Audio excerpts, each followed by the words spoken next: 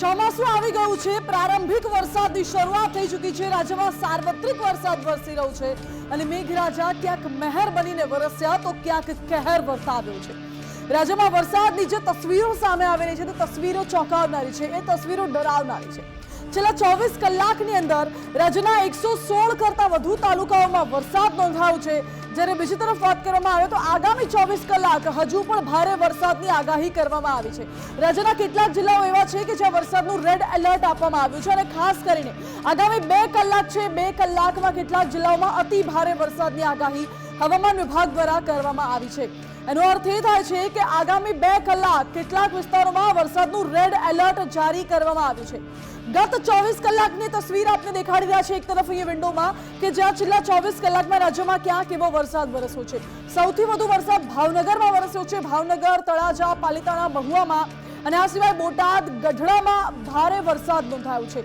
ભારેથી અતિ ભારે વરસાદના કારણે નદી નાળાઓ છલકાયા છે, કેટલાક કોઝવે, કેટલાક પુલ તૂટ્યા છે, કેટલાક ગામ સંપર્ક વિહોણા થયા છે અને કેટલાક ડેમ ઓવરફ્લો થયા છે, તેના દ્રશ્યો સામે આવ્યા છે।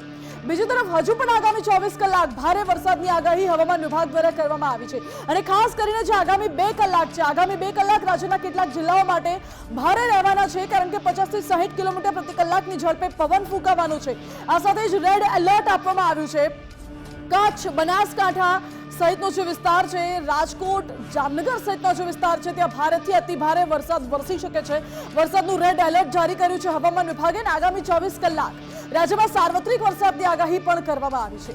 મેઘરાજા ક્યાંક મહેર બનીને વરસ્યા છે, કારણ કે વાતાવરણમાં ઠંડક પ્રસરી છે, જ્યારે ખેડૂતોને પણ અત્યારે ખુશીનો માહોલ જોવા મળી રહ્યો છે। ખેડૂતોની લાગણી અત્યારે છલકાઈ ઉઠી હોય તે પ્રકારના દ્રશ્યો કેટલાક વિસ્તારોમાંથી સામે આવે છે, જ્યારે કેટલાક વિસ્તારો એવા છે જ્યાં મેઘરાજા કહેર બનીને વરસ્યા છે અને જ્યાં ભારે વરસાદને પગલે ખેતરો આખા જળ તરબોળ થઈ ગયા હોય, જ્યાં નજર કરો ત્યાં પાણી જ પાણી દેખાતું હોય, કેટલાક વાહનો તણાયા છે, તો એક જગ્યાએ સ્કૂલ બસ તણાઈ છે, કેટલાક વિદ્યાર્થીઓ ફસાઈ ગયા હતા। એ તમામ ઘટનાઓ સામે આવી છે રાજ્યના અલગ અલગ વિસ્તારોમાંથી। આ દરેક દ્રશ્યો વિશે, આ દરેક ઘટનાઓ વિશે વાત કરવી છે, માહિતી મેળવીશું વિસ્તારથી અને હવે આગામી 24 કલાક કેવા રહેવાના છે, સાથે ગત 24 કલાકમાં ક્યાં કેટલો વરસાદ વરસ્યો તેના વિશે પણ આજે વાત કરવી છે। સૌથી પહેલા જે હવામાન વિભાગે વરસાદનું રેડ એલર્ટ જારી કર્યું છે તેના વિશે વાત કરવી છે, કારણ કે રાજ્યના 7 જિલ્લામાં સાંજે 7 વાગ્યા સુધી વરસાદનું રેડ એલર્ટ હવામાન વિભાગ દ્વારા જાહેર કરવામાં આવ્યું છે। કચ્છ, બનાસકાંઠા, પાટણ, સુરેન્દ્રનગરમાં રેડ એલર્ટ જાહેર કરાયું છે।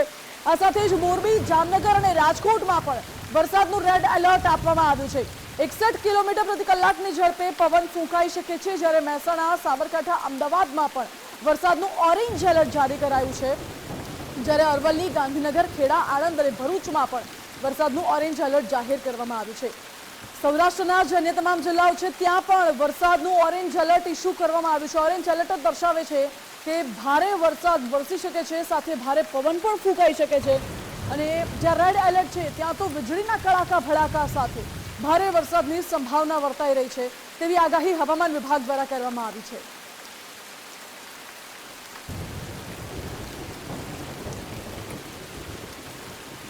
એટલે આગામી 7 વાગ્યા સુધીનું આ એલર્ટ હવામાન વિભાગે જારી કર્યું છે, એક મેપ જારી કર્યો છે અને એ મેપ દ્વારા હવામાન વિભાગે કહ્યું છે કે ક્યાં કેવો વરસાદ વરસી શકે છે। હવામાન વિભાગે શું કહ્યું એ આપને સમજાવીએ, પરંતુ એ પહેલા આ મેપ દ્વારા આપને સમજાવવાનો પ્રયત્ન કરીએ કે ક્યાં કેવો વરસાદ વરસી શકે છે। આ જે રેડ કલર દર્શાવે છે, રેડ કલર છે કે જ્યાં ભારેથી અતિ ભારે વરસાદ વરસી શકે છે। ખાસ કરીને કચ્છનો જે વિસ્તાર છે, કચ્છ, જામનગર, ત્યારબાદ અહીં ઉત્તર ગુજરાત તરફ જોવા જઈએ તો બનાસકાંઠા, પાટણમાં વરસાદનું રેડ એલર્ટ છે। આ તરફ મોરબી, સુરેન્દ્રનગરમાં પણ અહીં વરસાદનું રેડ એલર્ટ આપવામાં આવ્યું છે। રેડ એલર્ટનો અર્થ એ છે કે ભારેથી અતિ ભારે વરસાદ વરસી શકે છે અને ભારે પવન પણ ફૂંકાઈ શકે છે, વીજળીના કડાકા ભડાકા સાથે, ગર્જના સાથે મેઘરાજા વરસશે તેવી આગાહી હવામાન વિભાગ દ્વારા આ રેડ એલર્ટના માધ્યમથી કરવામાં આવી છે। હવે આ ઓરેન્જ એલર્ટ સમજીએ। ઓરેન્જ એલર્ટ જે છે તે ખાસ કરીને દરિયા કિનારાનો જે વિસ્તાર છે, દ્વારકા, પોરબંદર, ઉના, ગીર સોમનાથ અને આ સાઈડ ભાવનગરનો જે વિસ્તાર છે ત્યાં ઓરેન્જ એલર્ટ આપવામાં આવ્યું છે। એ ઓરેન્જ એલર્ટનો અર્થ એ છે, આ તરફ જોવા જઈએ તો સાબરકાંઠા, મહેસાણા, ગાંધીનગરમાં પણ વરસાદનું ઓરેન્જ એલર્ટ છે, અમદાવાદમાં પણ વરસાદનું ઓરેન્જ એલર્ટ આપવામાં આવ્યું છે, અરવલ્લી, ખેડા, આણંદ, ભરૂચમાં પણ વરસાદનું ઓરેન્જ એલર્ટ આપવામાં આવ્યું છે। એનો અર્થ એ છે કે અહીં મધ્યમથી ભારે વરસાદ વરસી શકે છે। કેટલોક વિસ્તાર એવો હશે કે જ્યાં છૂટો છવાયો વરસાદ રહેશે, કેટલોક વિસ્તાર એવો હશે કે જ્યાં ભારે વરસાદ રહેશે। જ્યારે દક્ષિણ ગુજરાત અને આ બાજુનો જે આખો વિસ્તાર છે ત્યાં યલો એલર્ટ દેખાય છે. એ યલો એલર્ટનો અર્થ એ છે કે સામાન્યથી મધ્યમ વરસાદ વરસી શકે છે. વોચ એટલે જોવાની સ્થિતિ છે. છૂટાછવાયા વિસ્તારમાં ભારે વરસાદની સંભાવના છે. પરંતુ આ 7 વાગ્યા સુધીની આગાહી, જ્યાં કચ્છના લોકોએ, ઉત્તર ગુજરાતના લોકોએ, સૌરાષ્ટ્રના લોકોએ એલર્ટ રહેવાની જરૂર છે. અને આ સાથે અંબાલાલ પટેલે કેવી આગાહી કરી એ પણ સમજવું એટલી જરૂરી બની રહે છે. વરસાદને લઈને અંબાલાલ પટેલે આગાહી કરી છે આગામી 36 કલાક માટે દક્ષિણ ગુજરાત, મધ્ય ગુજરાતમાં ભારે વરસાદ પડી શકે છે. આ સાથે સૌરાષ્ટ્રનો કેટલોક ભાગ છે જ્યાં અતિ ભારે વરસાદની આગાહી અંબાલાલ પટેલે કરી છે. શું કહ્યું તેમણે એ પણ સમજાવીએ. આગામી 36 કલાકમાં રાજ્યના કેટલાક ભાગો જળમગ્ન થઈ જવાની શક્યતા રહેશે, જેમાં દક્ષિણ ગુજરાતના ભાગો આહવાના વલસાડમાં વધુ વરસાદ થશે. નવસારી, તાપી, તેમજ સુરત અને લગભગ નર્મદા અને સાતપુરાના ભાગોમાં પણ ભારે વરસાદ થશે. મહારાષ્ટ્રના સૌરાષ્ટ્રના ભાગોમાં પણ ભારે વરસાદ થશે. દક્ષિણ ગુજરાતના કેટલાક ભાગમાં ભારેથી અતિભારે વરસાદ થવાની શક્યતા રહેશે. આ ઉપરાંત મધ્ય ગુજરાતના ભાગોમાં, વડોદરાના કેટલાક ભાગોમાં પણ ભારેથી અતિભારે વરસાદ થવાની શક્યતા રહેશે. પૂર્વ ગુજરાતના ભાગોમાં, પંચમહાલના ભાગોમાં, મહીસાગરના ભાગોમાં, ખેડા જિલ્લાના ભાગોમાં પણ ભારેથી અતિભારે વરસાદ થવાની શક્યતા રહેશે. હજુ પણ દક્ષિણ સૌરાષ્ટ્રના ભાગોમાં ભારે વરસાદ થવાની શક્યતા રહેશે. જૂનાગઢના ભાગોમાં ભારે વરસાદ થવાની શક્યતા રહેશે. અમરેલીના ભાગોમાં ભારે વરસાદ થવાની શક્યતા રહેશે. સુરતના ભાગોમાં ભારે વરસાદ થવાની શક્યતા રહેશે. અને એટલે અંબાલાલ પટેલે આગાહી કરી છે રાજ્યના કેટલાક વિસ્તારોમાં. આ સાથે ભાવનગરથી મોટા સમાચાર મળી રહ્યા છે. વલ્લભીપુરમાં વરસાદ બાદ ઘોડાપૂર આવ્યું છે. ખારી નદી, ઘેલો નદી અને કાળુભાર નદી બે કાંઠે વહી રહી છે. ભાવનગર અને વલ્લભીપુર વચ્ચેનો રસ્તો બંધ થઈ ગયો છે. ખારી નદી અને કાળુભાર નદીના પાણી ફરી વળ્યા છે. અને આ જ મુદ્દે મારી સાથે ભાવનગરથી સંવાદદાતા કૃણાલ બારડ લાઈવ જોડાઈ ગયા છે. કૃણાલ, ભાવનગરમાં મેઘરાજાએ કહેર વર્તાવ્યો છે. રેસ્ક્યુ ઓપરેશન કરવાની ફરજ પડી છે. ક્યાં કેવી સ્થિતિ છે અત્યારે ત્યાં? બિલકુલ, જો આપણે અત્યારે ભાવનગર વલ્લભીપુર હાઈવે પર છીએ અને આજ જે સીધા દ્રશ્યો બતાવવાના પ્રયત્નો કરી રહ્યા છીએ. જોઈ શકાય છે કે આ રોડ પર આવેલી જે કહી શકાય કે એક ફેક્ટરી હતી, ત્યાં આગળ 4 જેટલા જે લોકો હતા તે લોકો જે છે તે ફસાયા હતા. અને ભાવનગર ડિઝાસ્ટર મેનેજમેન્ટ અને ભાવનગર ફાયર વિભાગની ટીમ સહિતનો જે કાફલો છે તેના દ્વારા અત્યારે કહી શકાય કે આ જે લાઈવ જે રેસ્ક્યુ છે તે કરવામાં આવી રહ્યું છે. સાથે પોલીસ જવાનો છે તે પણ આ રેસ્ક્યુમાં જોડાયા હતા. સીધા દ્રશ્યો જોઈ શકાય છે કે આ જે લાઈવ રેસ્ક્યુ છે તેને જેસીબીની મદદથી અહીંયા આ જે ત્યાંથી પસાર કરાવવામાં આવી રહ્યા છે. એમ કેમ રીતના જે છે તે જેસીબીની મદદથી અત્યારે 4 જે શ્રમિકો હતા તે ફસાયા હતા તે શ્રમિકોને અત્યારે હાલ બહાર કાઢવામાં આવ્યા છે. બીજી તરફની વાત કરીએ તો જે પ્રમાણે ભાવનગર જિલ્લામાં જે વરસાદ વરસી રહ્યો અને વરસાદના કારણે ચોક્કસથી જે કહી શકાય કે લોકો જે છે તે ફસાયા હતા અને તેને લઈને લાઈવ રેસ્ક્યુ છે તે અત્યારે હાલ ચાલી રહ્યું છે. આપણી સાથે ડીવાયએસપી છે મીર બારિયા, તેમની સાથે સીધો સંવાદ કરશું. સાહેબ, કેટલા લોકો ફસાયા હતા, કઈ પ્રકારે રેસ્ક્યુની કામગીરી રહી? આજરોજ મળતી માહિતી મુજબ મિરાજ ટ્રેડિંગ કરીને એક સોલારની કંપની છે અને ઇલાઇટ સોલાર કંપનીને ટોટલ 4 માણસો હતા અને એ 4 માણસો છે એને હાલ રેસ્ક્યુ કરી લેવામાં આવ્યા છે અને એમને સ્થળાંતર કરી અને સુરક્ષિત જગ્યા ઉપર અત્યારે એને પ્રસ્થાપિત કરી દીધા છે. ચોક્કસથી સુરક્ષિત જગ્યા આવ્યા છે. જોઈ છે કે તેનો પણ આભાર જે બચાવ છે તે કરવામાં આવ્યો છે. સાથે જે 4 શ્રમિકો હતા તેઓનું પણ જે છે તેને એમ કેમ રીતના અહીંયા આગળ બહાર લાવવામાં આવ્યા છે.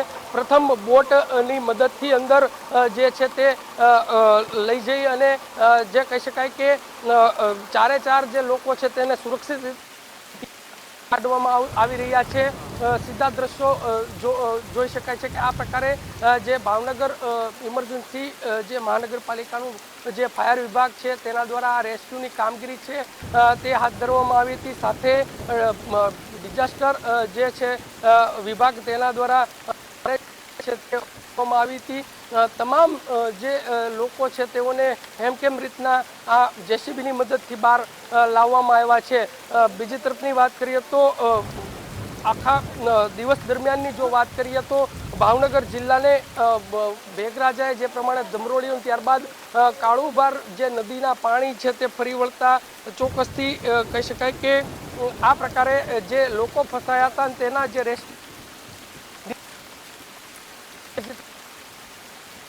જે થાપના ગામ છે તે પણ બેટમાં ફેરવાયું હતું ને તે ને લઈને એનડીઆરએફની ટીમ દ્વારા તમામ જે 60 લોકો ફસાયા હતા તેને પણ હેમકેમ રીતના બહાર કાઢવામાં આવ્યા છે. એટલે કે કહી શકાય કે જોઈ શકાય છે કે શ્વાન ને પણ હેમકેમ રીતના જે કહી શકાય કે જેસીબીની મદદથી આ પ્રકારે અહીંયા જે છે તે રેસ્ક્યુ કરવામાં આવ્યું છે. કહી શકાય કે સિહોર એસડીએમ છે તે આપણી સાથે જોડાયા છે, એમની સાથે સીધો સંવાદ કરશું. મેમ, શું કહેશો, કઈ પ્રકારે રેસ્ક્યુની કામગીરી આ દિવસ દરમિયાન કેટલા લોકો ફસાયા હતા, કઈ રીતના કામગીરી કરવામાં આવી? ટોટલી 4 વ્યક્તિ ફસાયા હતા, જેમાં એક મહિલા હતા અને 3 પુરુષો હતા. અને દિવસ દરમિયાન વહેલી સવારમાં અમને જાણ થઈ. રેસ્ક્યુમાં જોઈ જ શકો છો કે પાણીનો ફ્લો ખૂબ જ વધુ હતો. અત્યારના બીએમસીની કોર્પોરેશનની ટીમ, એસડીઆરએફની ટીમ, જે આપણા ખરેખર હીરો આ લોકો છે, એ લોકો ખૂબ સારી રીતના છે. અત્યારના શ્વાનને પણ એ લોકો સાથે બચાવીને આવ્યા છે. મેમ, અત્યારની પરિસ્થિતિની વાત કરીએ તો અત્યારે કઈ પ્રકારની પરિસ્થિતિ છે, કઈ રીતના મેનેજમેન્ટ છે તે તંત્ર વિભાગ છે તે કઈ રીતના સતર્ક છે? અત્યારના આપણે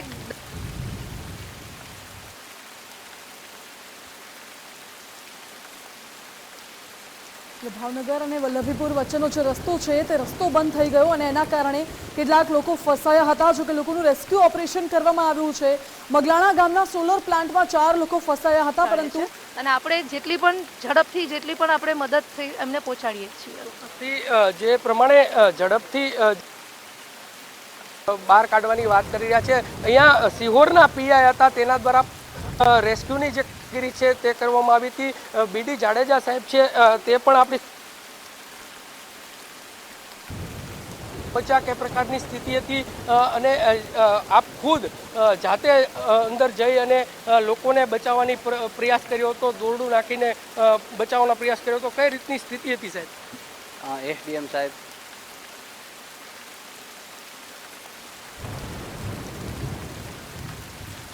તે સમય દરમિયાન અમે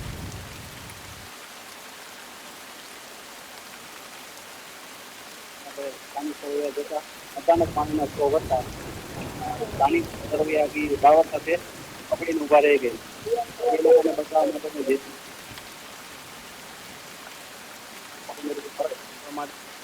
માટે ત્યાં સ્વિમિંગ કરી અને ત્યાં ગયેલા અને તે ત્રણે અમે ત્યાં રેસ્ક્યુ કરીને બહાર કાઢેલા. ત્યારબાદ એસડીએમ સાહેબ સાથે વાત કરી અને તંત્ર દ્વારા ટીમ મોકલી અને 4 ને